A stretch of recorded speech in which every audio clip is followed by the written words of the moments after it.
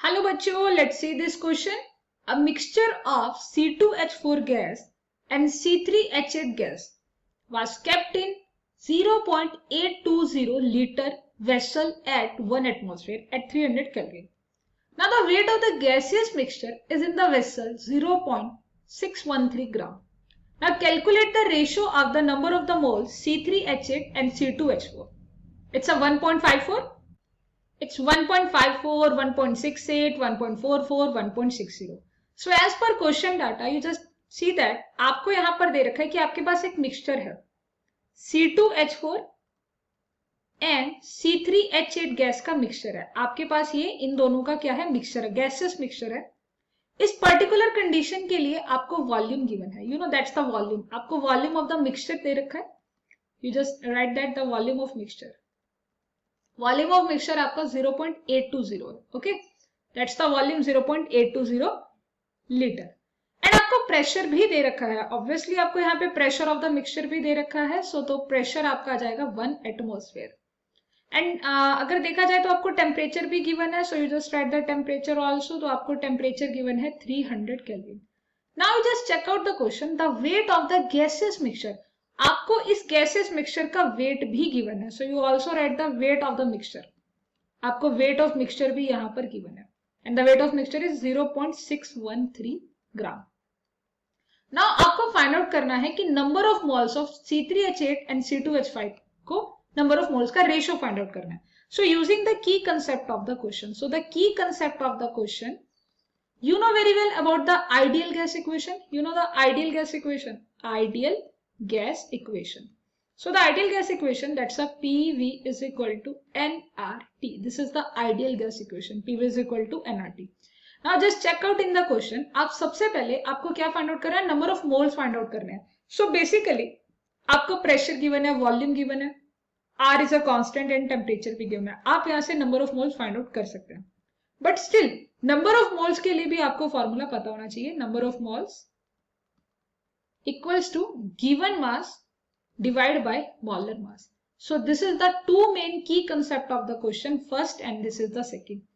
आप सबसे पहले क्या फाइंड आउट करेंगे, यहाँ से नंबर ऑफ मोल्स का रेशियो फाइंड आउट करें और फिर आप गिवन मास बाय, क्योंकि आपको यहाँ पर वेट ऑफ द मिक्सचर भी गिवन था। So we use all the data, मैंने की कंसेप्ट एक्सप्लेन कर दिया। हम इन्हीं दो फॉर्मूला का यूज करने वाले हैं अपने क्वेश्चन में और आपका पूरा क्वेश्चन डाटा यूज करेंगे आंसर फाइंड आउट करने के लिए। So let us consider the number of moles of C2H4, या that's a number of, let us consider, जो अपने नंबर ऑफ मोल्स को हम कंसीडर करते हैं C2H4। सपोज मैंने C2H4 के नंबर ऑफ मोल्स को x कंसीडर किया। Similarly, let us consider the number of moles, आपके पास दूसरा जो कंपाउंड है दैट्स अ C3H8, हमने इसके नंबर ऑफ मोल्स को y कंसीडर कर लिया। वेल अगर मैं नंबर ऑफ मोल्स मैंने कंसीडर किया और अगर मैं की कंसेप्ट का यूज करती हूँ कि गिवन मास बाय मोलर मास है, सो आप ऐसा लिख सकते हैं कि आपके पास x is the number of moles for particular C2H4 case, okay. So number of moles, given mass कितना है, आपको गिवन मास का आइडिया नहीं है, सो आपने लिख दिया इसे given mass divide by molar मास। आपको पता होगा C2H4 का मोलर मास कितना होता है, you know very well, that's a basically carbon 2, that's 24 and 4 28, इसका मोलर मास 28। सिमिलरली अगर मैं C3H8 की बात करती हूँ तो यहाँ पर मेरे पास नंबर ऑफ मोल्स है y और इसका गिवन मास भी मुझे नहीं पता है, and divide by the molar mass, और इसका जो मोलर मास है दैट्स नियरली अबाउट द 44। अब इनका गिवन मास आप यहाँ से निकाल सकते हैं, you just find out the given mass. Given mass कितना आ जाएगा, 28x। यहाँ से आप भी गिवन मास फाइंड आउट कर सकते हैं। आप ऐसा भी लिख सकते हो कि गिवन मास हमने किसका लिए निकाला है, दैट्स अ C2H4 के लिए फाइंड आउट किया, और ये वाला जो गिवन मास है ये पर्टिकुलर C3H8 के लिए कितना गिवन मास है, दैट्स अ 44/। अब आपको टोटल गिवन मास दे रखा है, यू नो, आपको अगर आप अपना क्वेश्चन चेकआउट करेंगे तो आपको टोटल गिवन मास दे रखा है। टोटल गिवन मास कितना दे रखा है, जस्ट चेकआउट 0.613। सो 0.613, और अगर मैं यहां से total given mass find out करूंगी तो मैं अपनी इक्वेशन नंबर 3 में इक्वेशन नंबर 4 को ऐड करूंगी। सो मेरे पास आ जाएगा 28x plus 44y, because this is the total given mass. Okay, now this is the equation number 5. Now use the key concept another. अगर हम की कंसेप्ट ये वाला यूज करेंगे, अभी हमने सेकंड इक्वेशन यूज किया, now use the first, PV is equal to nRT, जिसमें आपको प्रेशर, वॉल्यूम, टेम्परेचर गिवन है, you just find out the number of molecules. So just to find the number of molecule, that's the condition. PV is equal to, की concept हम use कर रहे हैं, PV is equal to nRT. Again, आपका pressure कितना है 1 atmosphere, volume कितना आपको दे रखा है, I think that's the volume is 0.820. Okay, और आपको नंबर ऑफ मोल्स आप लिखेंगे कि नंबर ऑफ मोल्स x है और दूसरा आपके पास नंबर ऑफ मोल y के आपको लिखना था, और यहाँ पर r is equal to, r का वैल्यू पुट कर लेंगे, you just multiply the r 0.0821, basically that's a 0.0821.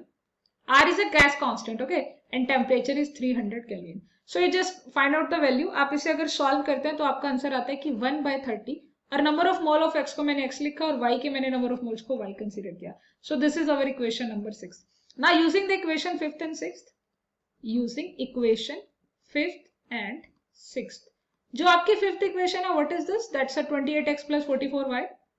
That's a 28x plus 44y is equal to 0.613. And sixth equation है आपकी x plus Y equal to 1/30, ये आप इसे लिख सकते हो.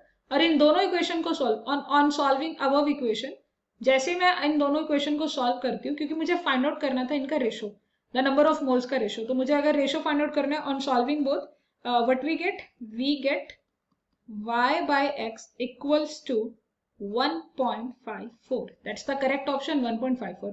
So check in option A. Yeah, A option is correct. 1.54 is the correct option. Hope you understood it well. Thanks.